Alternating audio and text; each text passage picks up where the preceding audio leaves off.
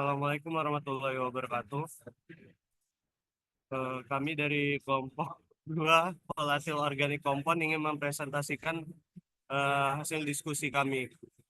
Adapun dari anggota kelompok kami yaitu yang pertama ada Rafli Fatur Mirza Yurdiansyah, Almas Dwika Handi, Rido Kesatria Vicky, Elvino Rudi Hendrawan, Tri Sanjaya, Muhammad Al Haidar, Zidan Zikra, dan Bagus Rizky Putra.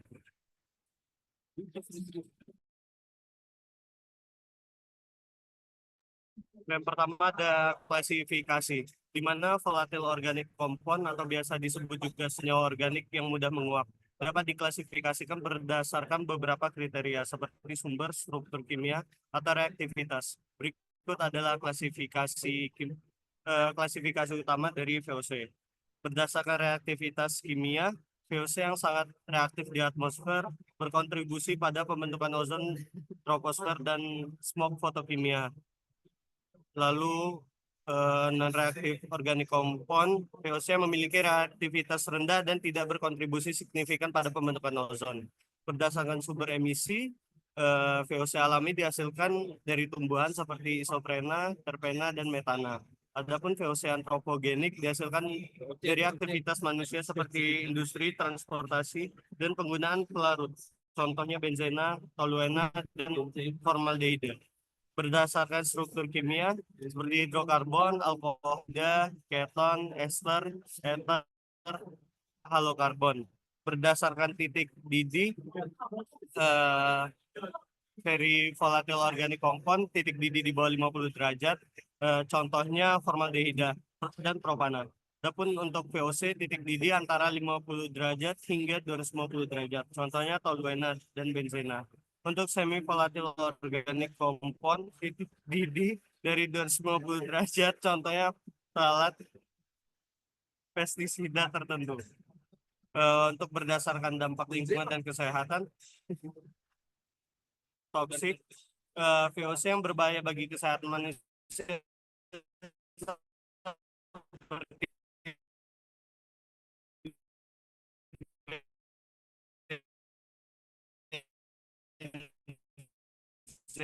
dan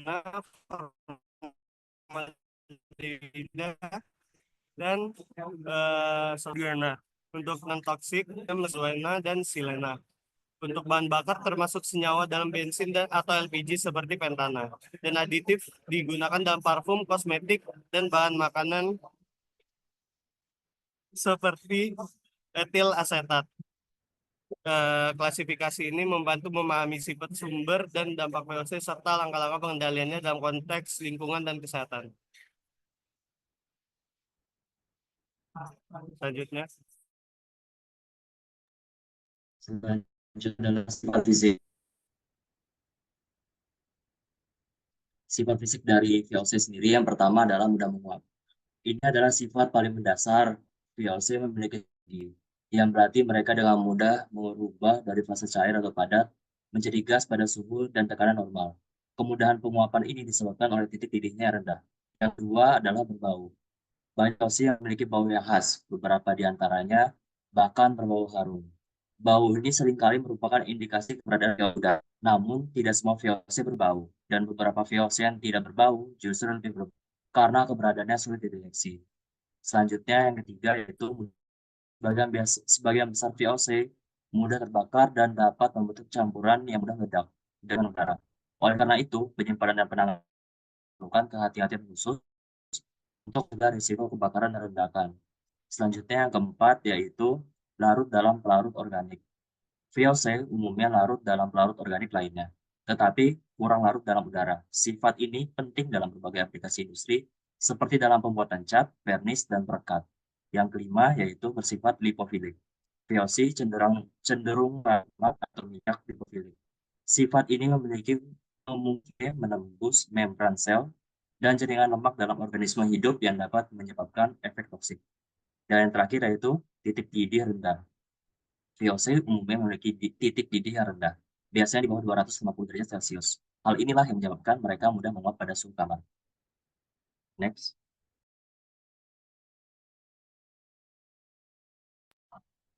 Ya, selanjutnya di sini ada tata nama dari VOC, yaitu yang pertama alifatik. Namanya itu berdasarkan jumlah karbon dan ikatan, seperti metana CH4 ataupun etana C2H6. Lalu yang kedua itu aromatik, berdasarkan struktur cincin benzenanya, seperti toluena CH3 C6H5. Lalu ada halogenat, berdasarkan atom halogennya, seperti kloroform CHCl3. Lalu ada fungsi khusus. Gugus fungsi diberi prioritas seperti etanol C2H5OH. Selanjutnya, Lalu selanjutnya ada sumber pencemar. Sumber pencemar ini yang pertama di benzena ditemukan dalam bensin, asap rokok, dan emisi industri. Lalu yang kedua ada formaldehida ditemukan dalam resin kayu, lapis, lem, dan beberapa bahan bangunan. Lalu yang ketiga ada toluena ditemukannya sebagai pelarut dalam cat, tiner, dan perekat. Yang keempat ada silena ditemukan dalam bensin dan pelarut. Dan yang kelima ada aseton ditemukan sebagai pelarut dalam penghapus cat kuku dan beberapa pembersih. Next. Yang selanjutnya ada transport dan fed. Yang pertama ada transport atau transportasi. Dalam konteks VOC di lingkungan merujuk pada bagaimana senyawa-senyawa ini bergerak dan menyebar dari berbagai media lingkungan seperti udara, air, dan tanah. Untuk di udara sendiri, VOC dengan mudah menguap ke udara dan dapat terbawa oleh angin dalam jarak yang jauh. Transportasi di udara sangat dipengaruhi oleh beberapa faktor. Yang pertama ada kecepatan dan arah angin yang menentukan seberapa jauh VOC dan dapat terbawa. Kemudian suhu dan kelembapan udara mempengaruhi tingkat penguapan VOC. Kemudian ada sinar matahari yang dapat memicu reaksi fotokimia yang mengubah VOC menjadi polutan sekunder seperti ozon dan smog. Kemudian ada air. VOC dapat larut dalam air meskipun beberapa VOC kurang larut dibandingkan yang lain. Transportasi di air dipengaruhi oleh ada aliran air yang membawa VOC ke hilir, kemudian absorpsi ke sedimen. Beberapa VOC dapat menempel pada partikel sedimen dan mengendap di dasar perairan. Kemudian yang terakhir ada penguapan dari permukaan air, yang dimana VOC dapat kembali menguap ke udara dari permukaan air. Adapun elemen yang terakhir yaitu tanah, VOC dapat meresap ke dalam tanah dan mencemari air tanah. Transportasi di tanah dipengaruhi oleh jenis tanah, yaitu porositas dan permeabilitas tanah mempengaruhi kecepatan pergerakan VOC. Kemudian kandungan organik tanah, yang dimana bahan organik dapat mempengaruhi yang mengikat VOC. Kemudian ada curah hujan, dapat melarutkan dan membawa VOC lebih dalam ke dalam tanah. Selanjutnya ada fed. Fed di sini pada konteks VOC merujuk pada proses-proses yang dialami VOC setelah melepaskan ke lingkungan, termasuk transformasi kimia dan fisika, serta dampaknya terhadap lingkungan dan kesehatan. Adapun beberapa proses penting yaitu yang pertama ada penguapan atau evaporasi, proses perubahan VOC dari fase cair atau padat menjadi gas. Kemudian ada transportasi atau transport, yaitu pergerakan VOC di berbagai media lingkungan seperti yang dijelaskan di atas. Kemudian ada transformasi kimia atau chemical transformation, yaitu VOC dapat bereaksi dengan zat-zat lain di atmosfer seperti oksigen, ozon, dan radikal hidroksil yang menghasilkan polutan sekunder seperti ozon, troposfer, dan partikel-partikel halus. Reaksi ini seringkali dipicu oleh sinar matahari atau reaksi fotokimia. Kemudian ada biodegradasi atau biodegradation. Mikroorganisme di dalam tanah dan air dapat mengurai beberapa VOC menjadi senyawa yang kurang berbahaya. Kemudian ada adsorpsi atau absorption. VOC dapat menempel pada partikel-partikel di udara, air, atau tanah. Dan yang terakhir adalah bioakumulasi atau bioaccumulation. Beberapa VOC yang dapat terakumulasi dalam jaringan organisme hidup dan konsentrasinya dapat meningkat seiring dengan naik ke rantai makanan atau biomagnifikasi. Next. selanjutnya ada dampak lingkungan. VOC dapat memberikan dampak negatif terhadap lingkungan, terutama pada kualitas udara, perubahan iklim, bahkan kesehatan manusia. Dampak utama VOC di lingkungan adalah sebagai berikut. Yang pertama, di pencemaran udara, VOC memiliki sifat mudah menguap di atmosfer, memungkinkan senyawa-senyawa ini terdispersi di udara dalam bentuk gas. Ketika VOC terlepas ke udara, mereka berinteraksi dengan berbagai polutan lain, seperti oksidasi nitrogen atau NOx. Dalam reaksi yang kompleks, reaksi ini dapat menghasilkan senyawa-senyawa berbahaya seperti ozon troposfer, ozon lapisan atmosfer, dan partikel halus. Yang kedua itu ada perubahan iklim. Ketika VOC terlepas ke atmosfer, mereka tidak hanya memiliki bentuk ozon troposfer yang berbahaya bagi kesehatan manusia, tetapi berkontribusi pada pembentukan gas rumah kaca seperti metana yang mempercepat pemanasan global. Proses ini terjadi melalui reaksi kimia kompleks di atmosfer, di mana VOC berinteraksi dengan oksidasi nitrogen atau NOx yang dihasilkan dari aktivitas manusia seperti transportasi dan industri. Yang ketiga itu ada dampak pada kesehatan manusia. Selain dampak terhadap pencemaran udara dan perubahan iklim, VOC juga berdampak pada kesehatan manusia. VOC dapat menyebabkan iritasi pada mata, hidung, dan tenggorokan. Lalu selanjutnya ada teknik penanganan pencemaran VOC. Yang pertama itu ada penerapan peraturan dan regulasi dengan mematuhi regulasi yang ketat dari pemerintah terkait batas emisi VOC.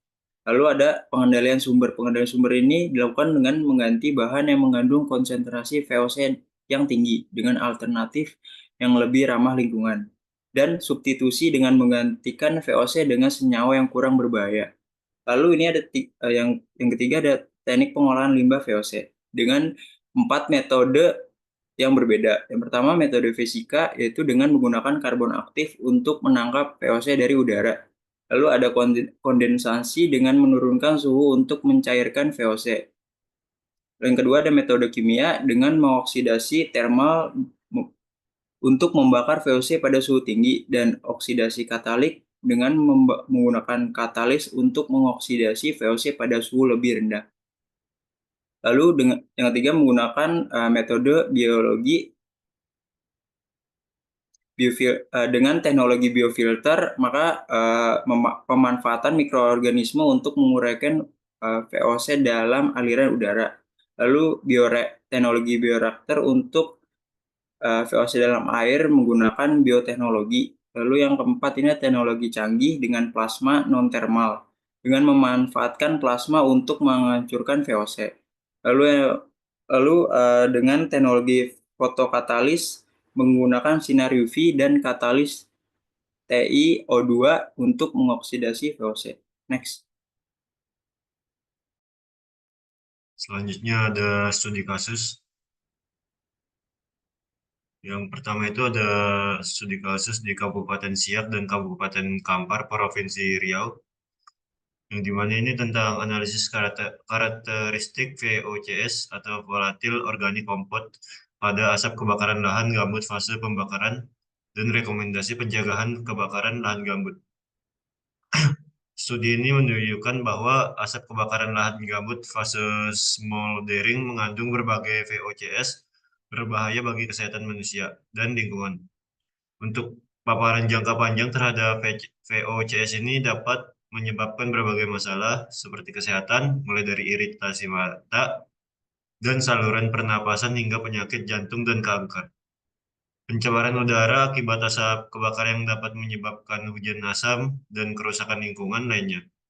Perbedaan konsentrasi VOCs antara Kabupaten Siak dan Kampar menyoroti pentingnya pemahaman faktor-faktor lokal yang mempengaruhi karakteristik kebakaran lahan gambut. Yang kedua itu ada penggunaan VOCs pada pabrik pakaian dan alas kaki. VOC banyak digunakan dalam penyediaan bahan kimia. Beberapa VOC digunakan dalam perekat, pelapis kain, dan kulit tinta sablon, serta kulit sintetis. VOC bisa ditemukan sebagai ketidakmurnian dalam resin berbasis polistirena yang digunakan dalam produksi trim plastik Selain itu, VOC dapat digunakan dalam proses seperti pembersihan kering serta operasi pengerjaan akhir dan pembawa-minyakan pewangi minyak atau pembersihan.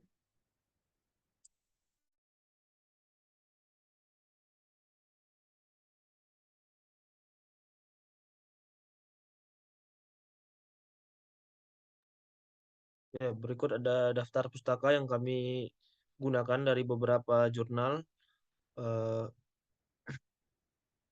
Kemudian sekian dari kami, terlebih dan kurang kami mohon maaf. Wassalamualaikum warahmatullahi wabarakatuh.